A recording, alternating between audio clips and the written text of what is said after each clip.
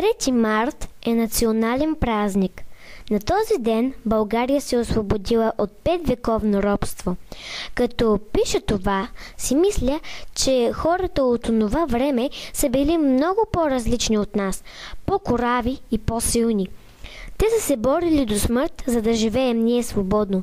Всички знаем, че след като патроните и границите им свършили, героите са се били така, че превърнали всеки камък в бомба и всеки труп в щит.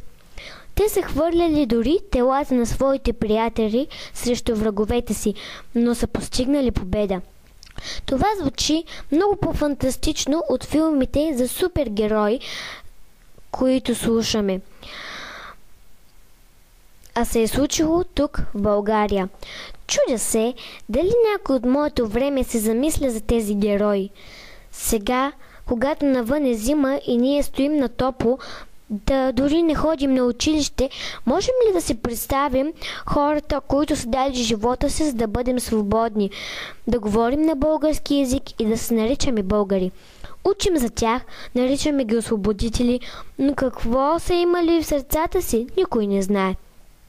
Дали са мислили за дома и своите деца, дали умирайки са се сбогували с тях и колко им е било топло и страшно там на върха. Аз не мога да си представя как ще се скрия за труп, не мога да си представя дори да стрелям по хора. Затова мисля, че те са били по-корави. Знаели са, че трябва да спасят България и не са мислили за това как се чувстват. Горещината и светлината, прикрити са телата на приятелите си. Те са знаели, че правят нещо, което е важно. Затова ние ги помним. Затова аз пиша за тях сега, мисля за тях и се гордея, че съм българка.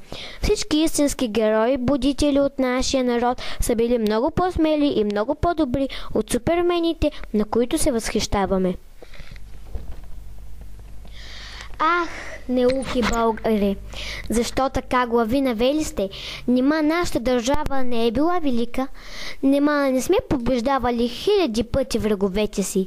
Нима не сме били най-силното царство? Нека тази книжица, написана с толкова усилия, бъде прочетена. Който не може да си плати за това. В този разказ можеш да научиш толкова, колкото един човек за цял живот не може. Това били част от думите, които Паисий Хилендарски написал в История славянобългарска. Мила родино, ти си земен рай, твоята хубост, твоята прелест. Ах, те нямат край. Римите на поета Цветан Радославов прекрасно описват красотата на родината ни. Много други стихотворения, като Родна реч, Омайна стрелатка, Марица, Аз съм българче и други, също добре описват красотите и езика на отечеството ни. Всички знаем, че се водили толкова битки с нас, защото България е важен кръстопът между континентите Европа и Азия.